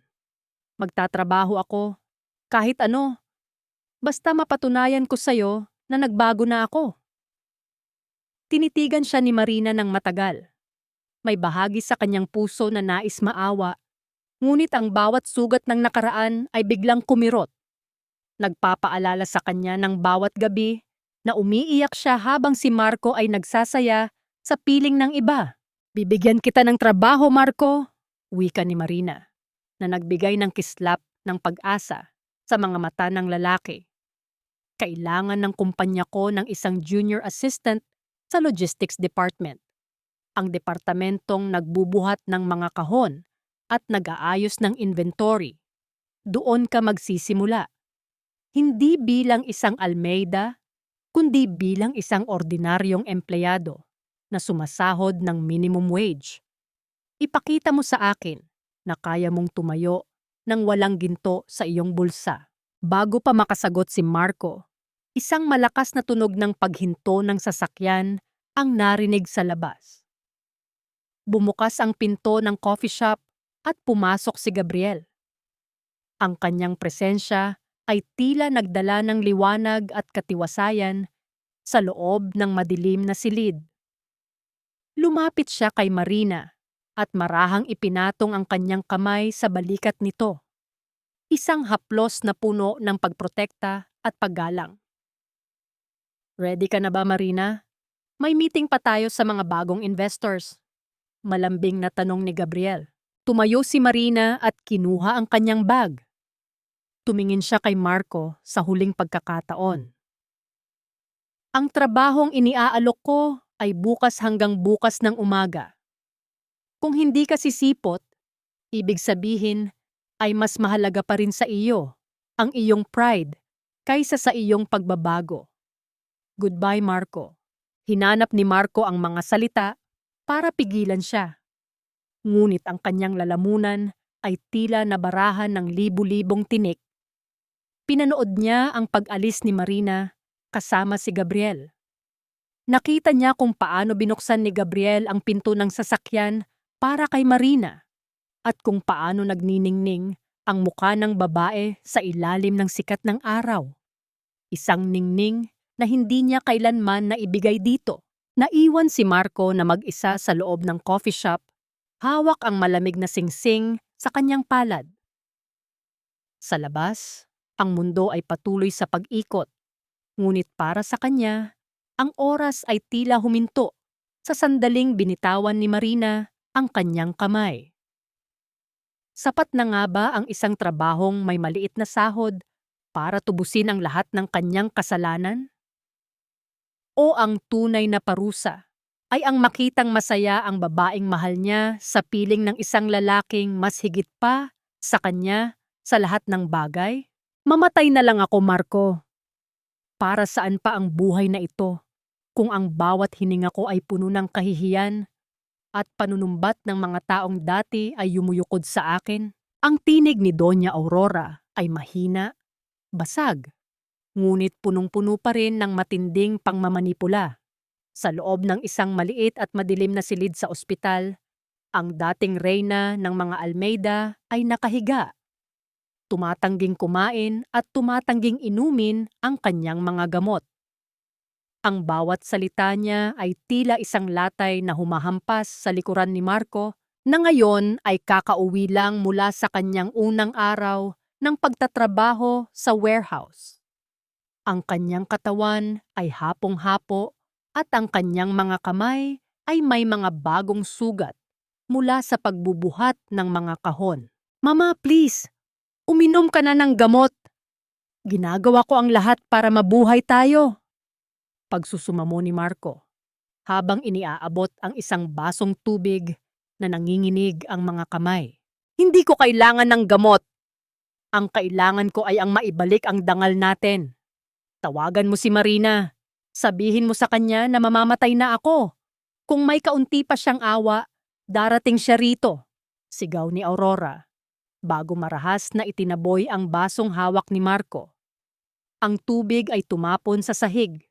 Unti-unting binabasa ang semento, gaya ng unti-unting pagkaubos ng pasensya ni Marco. Sa kabilang dako ng lungsod, sa loob ng isang tahimik at marangyang penthouse, nakaupo si Marina sa tabi ng malawak na bintana. Hawak niya ang kanyang telepono, nakatitig sa sunod-sunod na mensahe mula kay Marco tungkol sa kalagayan ng kanyang ina.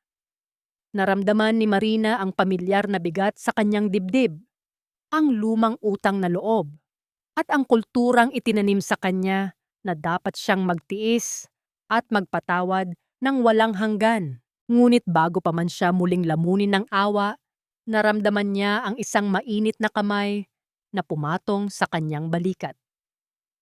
Si Gabriel. Marina, hindi mo kailangang pasanin ang krus na sila mismo ang gumawa. Malambing na sabi ni Gabriel. Ang kanyang boses ay tila isang angkla na humihila kay Marina pabalik sa realidad ng kanyang kalayaan. Ang pagtulong ay hindi nangangahulugang pagpapaalipin muli sa kanilang drama. Nagpadala na ako ng pinakamagaling na psychologist at pribadong nurse sa kanila. Iyon ang kailangan nila, hindi ang iyong presensya na gagamitin lang nila para saktan ka muli. Huminga ng malalim si Marina. Tiningnan niya ang screen ng kanyang telepono at sa isang dahan-dahang kumpas ng kanyang daliri, pinindot niya ang power off. Ang pagdilim ng screen ay tila simbolo ng tuluyang pagpapatay niya sa ingay ng kanyang nakaraan. Salamat, Gabriel. Salamat sa pagpapaalala sa akin na may karapatan din akong maging masaya nang walang halong panunumbat. Bulong ni Marina. Isang matamis at payapang katahimikan ang bumalot sa kanila. Ipinatong ni Marina ang kanyang ulo sa balikat ni Gabriel, ninanamnam ang amoy ng sandalwood at ang katiwasayan ng isang pag-ibig na hindi humihingi ng kapalit. Isang sandali na hindi kailangang ipagsigawan sa buong mundo, kundi sapat ng maramdaman sa bawat tibok ng kanyang puso. Ngunit ang kapayapaang ito ay tila isang panandaliang hininga lamang bago ang susunod na bagyo.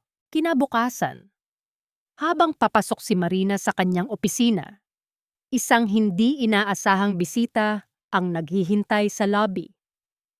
Isang lalaking nakasuot ng mamahaling Amerikana, may hawak na tungkod na yari sa garing, at may mga matang tila sa isang buwaya.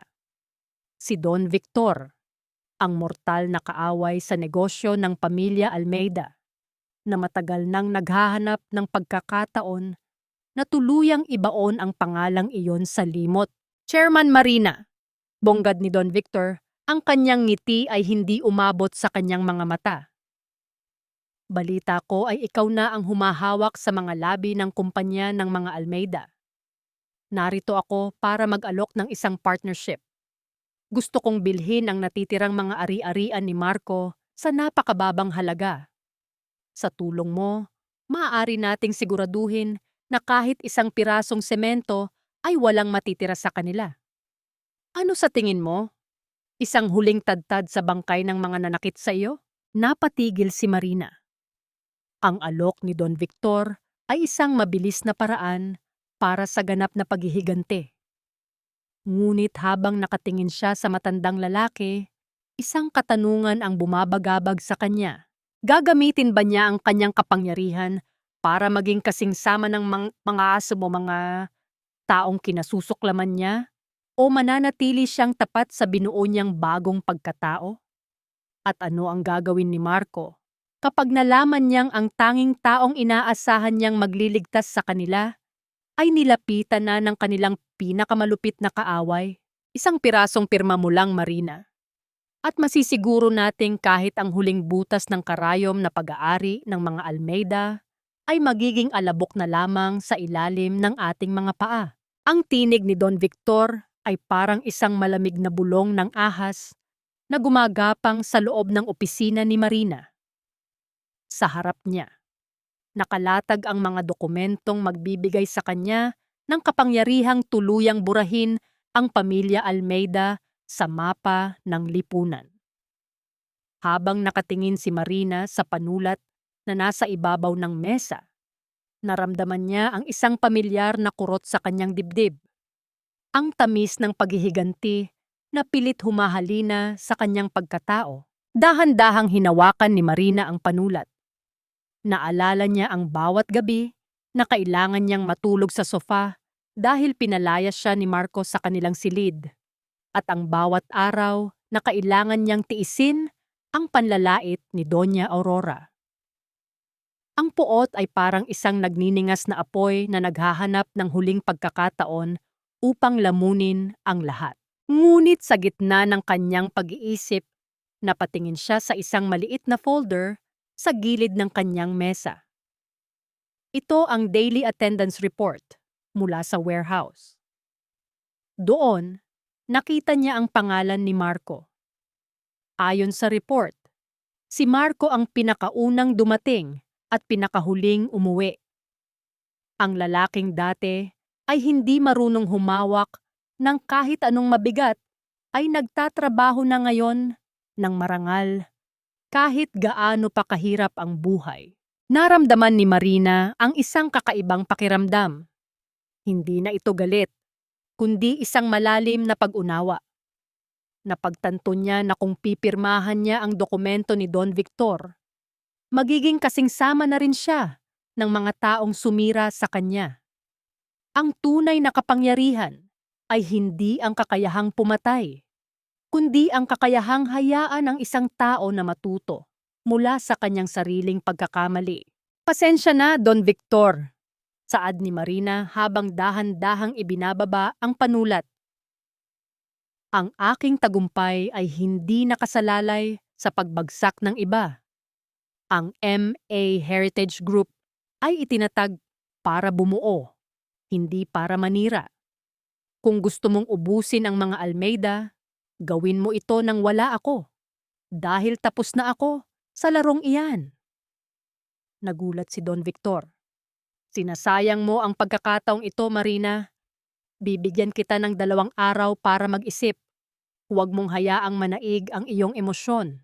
Nang makaalis ang matandang negosyante, naramdaman ni Marina ang isang matinding gaan sa kanyang loob. Tumayo siya at lumakad patungo sa balkonahe, kung saan ang langit ay unti-unti nang nagkakaroon ng kulay lila at kahel dahil sa papalubog na araw. Doon, naghihintay si Gabriel, nakasandal sa riles at tila kanina pa siya pinagmamasdan ng may paghanga. Tinanggihan mo ang alok niya, hindi ba? Tanong ni Gabriel, ang kanyang boses ay puno ng katiwasayan. Paano mo nalaman? Muling tanong ni Marina habang lumalapit sa lalaki. Dahil kilala ko ang babaeng mahal ko, sagot ni Gabriel. Kinuha niya ang mga kamay ni Marina at dahan-dahang hinalikan ang mga sugat na matagal nang naghilom. Ang Marina na kilala ko ay may pusong mas malawak pa sa karagatan. Ang pagpili sa kabutihan ay ang iyong tunay na korona. Sa ilalim ng huling sinag ng araw, dahan-dahang lumuhod si Gabriel sa harap ni Marina. Ang tunog ng kanyang pagluhod sa sahig na yari sa kahoy ay tila isang banal na hudyat. Naglabas siya ng isang maliit na asul na velvet box. Sa loob nito ay isang simpleng singsing na may isang maliit ngunit napakalinaw na brilyante. Isang simbolo ng bago at tapat na simula. Marina, simula ni Gabriel, ang kanyang mga mata ay nagniningning sa katapatan. Gusto kong maging katuwang mo, hindi lang sa negosyo, kundi sa bawat araw ng iyong buhay. Gusto kong punan ang bawat puwang sa iyong puso ng isang pag-ibig na walang kasinungalingan at walang panunumbat. Will you marry me? Napatigil ang mundo para kay Marina. Ang hangin ay tila tumigil sa pag-ihip at ang tanging naririnig niya ay ang mabilis na tibok ng kanyang sariling puso na hindi niya kailanman inakalang darating. Ang hilingin na maging bahagi ng buhay ng isang lalaking tunay na rumespeto sa kanya mula sa unang araw na wala siyang kahit ano. Oo, Gabriel, oo, bulong ni Marina, habang ang mga luha ng tunay na kaligayahan ay dahan-dahang dumadaloy sa kanyang mga pisngi. Nang isuot ni Gabriel ang singsing sa kanyang daliri, naramdaman ni Marina na ang huling bahagi ng kanyang sugatang nakaraan ay tuluyan nang nagsara. Ngunit sa kabilang dako ng lungsod, sa loob ng isang maliit na silid, nakatingin si Marco sa isang lumang litrato ni Marina, habang hawak ang kanyang kauna-unahang sahod na sapat lang para sa isang linggong pagkain. Ano ang mangyayari kapag nalaman ni Marco na ang babaeng pilit niyang binabalikan ay opisyal ng pagmamay-ari ng iba? At handa na ba si Marina na harapin ang huling yugto ng kanyang kwento, kung saan ang pagpapatawad ay hindi na lamang para sa iba, kundi para sa kanyang sarili?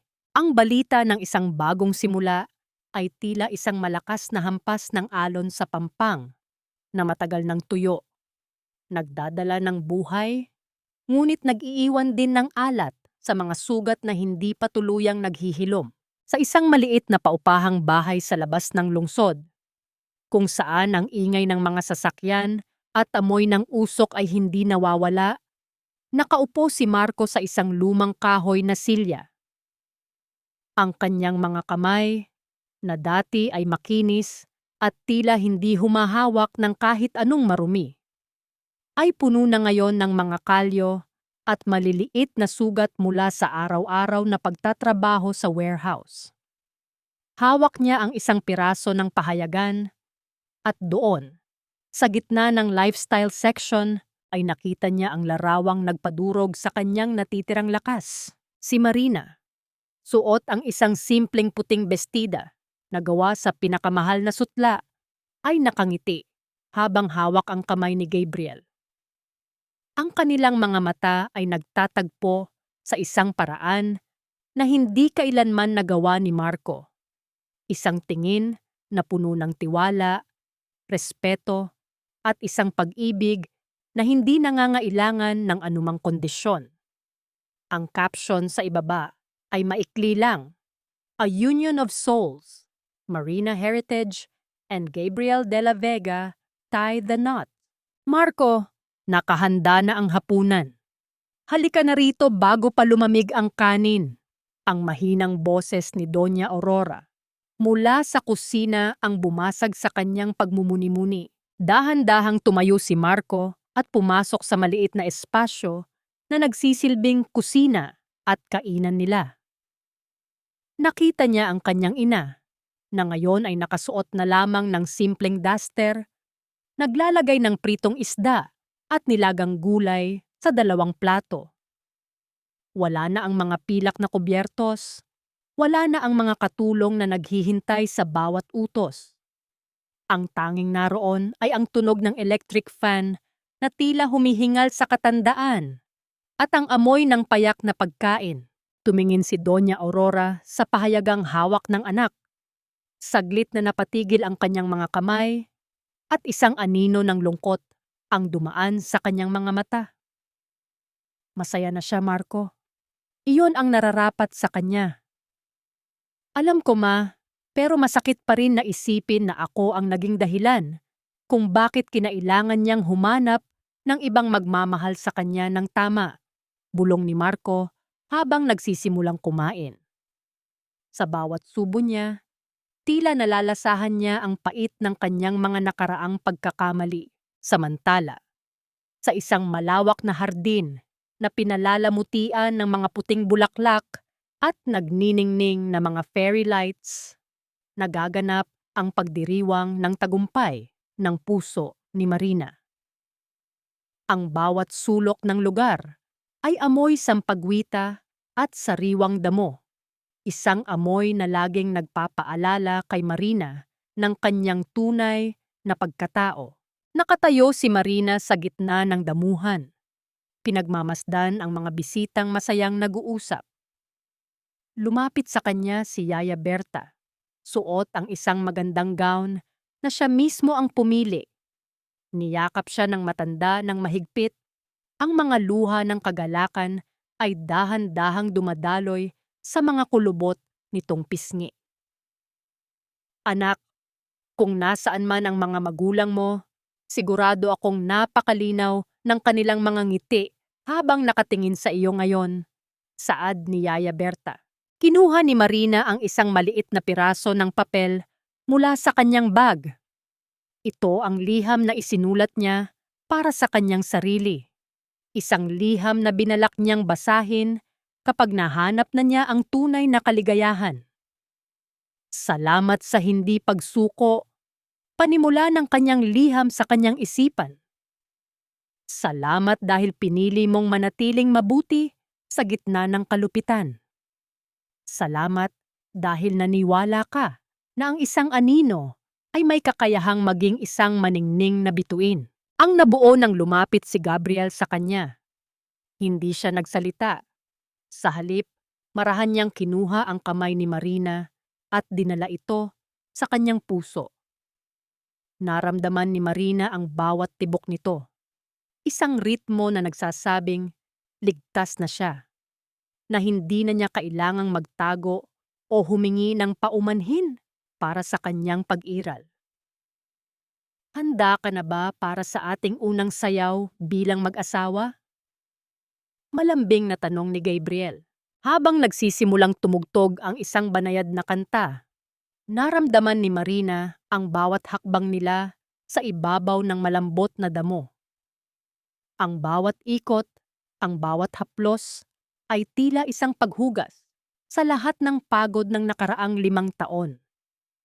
Sa gitna ng sayaw, napatingin si Marina sa malayo, sa direksyon kung saan matatagpuan ang dating mansyon ng mga Almeida.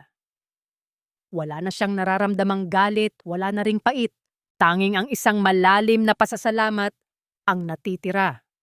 Dahil kung hindi siya dumanas ng dilim sa kamay nila, hindi niya kailanman matututunang pahalagahan ang liwanag na hawak niya ngayon. Ang gabi ay lumalim at ang mga bituin sa langit ay tila mga saksi sa isang kwentong nagsimula sa pagtitiis at nagtapos sa isang matamis na tagumpay. Si Marina ay hindi na lamang isang tagapagligtas ng isang kumpanya. Siya na ang tagapagligtas ng sarili niyang kaluluwa. Isang huling tingin ang ibinigay ni Marina sa kanyang singsing na nagniningning sa ilalim ng buwan. Ang kinang nito ay hindi lamang galing sa bato, kundi galing sa katotohanang siya ay malaya na. Malaya na siyang magmahal, malaya na siyang mangarap, at malaya na siyang maging ang babaeng palagi niyang itinatago sa loob ng kanyang puso. Ano ang halaga ng lahat ng yaman sa mundo kung ang iyong puso ay bilanggo ng nakaraan? At ano ang tamis ng isang bagong umaga kung hindi mo kayang patawarin ang gabi na nagdaan? Ang panahon ay tila isang banayad na ilog na unti-unting humuhugas sa mga matatalim na bato ng nakaraan, hanggang sa ang mga ito ay maging makinis at hindi na muling makakasugat sa bawat hakbang ng ating buhay. Lumipas ang 1 taon, mula nang ang pangalang Marina Heritage ay naging simbolo ng tagumpay at pagbangon sa buong lungsod. Sa loob ng kanyang malawak at maliwanag na opisina, wala nang bakas ng takot o pag-aalinlangan sa kanyang mga mata.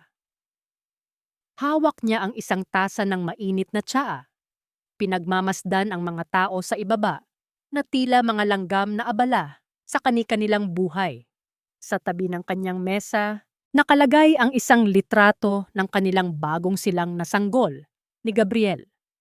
Isang munting anghel na nagngangalang Esperanza. Ang buhay na patunay ng kanyang bagong simula. Pinatawad na ba ni Marina ang mga Almeida? Ang sagot ay hindi isang mabilis na oo, kundi isang dahan-dahang proseso ng pagpapalaya. Hindi niya kailanman malilimutan ang sakit, ngunit pinili niyang bitawan ang bigat ng galit. Para kay Marina, ang pagpapatawad ay hindi para sa kapakanan ni na Marco at Doña Aurora, kundi para sa sarili niyang kapayapaan.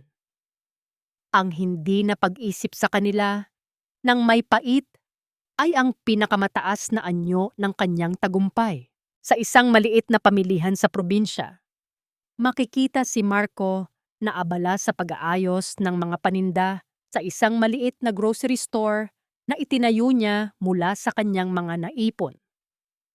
Wala na ang kanyang mga mamahaling relo at kotse, ngunit mayroon na siyang isang bagay na hindi niya nakamit noon, ang tunay na dignidad ng pagtatrabaho. Si Doña Aurora naman ay madalas makitang nagtuturo sa mga bata sa kanilang barangay. Ang kanyang dating matigas na mukha ay lumambot na dahil sa payak na buhay. Nakatagpo sila ng kapayapaan sa gitna ng kanilang paghihikahos. Isang kapayapaang hindi nila naramdaman noong sila ay nalulunod pa sa pekeng karangyaan. Ang bayhok na iniwan ng kwentong ito sa bawat nakikinig ay simple ngunit napakalalim. Ang pag-ibig na walang respeto ay isang hawla. At ang pagtitiis ng walang hanggan ay hindi kabayanihan, kundi isang uri ng pagpapakamatay sa sariling pagkatao. Ang bawat tao ay may halaga at hindi kailanman dapat pahintulutan ang sinuman na gawin tayong anino sa sarili nating buhay. Ang tunay na kayamanan ay hindi nasusukat sa bilyong piso sa bangko, kundi sa katapangan nating tumayo para sa ating sariling dangal. Nabalik ang diwa ni Marina nang maramdaman niya ang init ng mga braso ni Gabriel na yumakap sa kanya mula sa likuran. Ipinatong ni Gabriel ang kanyang baba sa balikat ni Marina. Pinagmamasdan din ang papalubog na araw na nagbibigay ng gintong kulay sa buong silid. Tapos na ang trabaho para sa araw na ito, asawa ko. Oras na para umuwi sa ating pamilya. Malambing na bulong ni Gabriel. Ngumiti si Marina at dahan-dahang sumandal sa dibdib ng lalaking nagturo sa kanya kung paano muling magtiwala. Wala nang ingay ng nakaraan, wala nang hagupit ng mga salitang nakakasugat. Tanging ang banayad na tunog ng kanilang mga hininga at ang katiwasayan ng kasalukuyan ang namamayani. Tapos na ang kwento ng aninong naging reyna. Ngunit ang kanyang liwanag ay mananatiling gabay para sa lahat ng mga pusong naliligaw sa dilim. Nagpapaalala na pagkatapos ng pinakamahabang gabi, palaging may darating na umaga para sa mga marunong lumaban at magmahal sa sarili.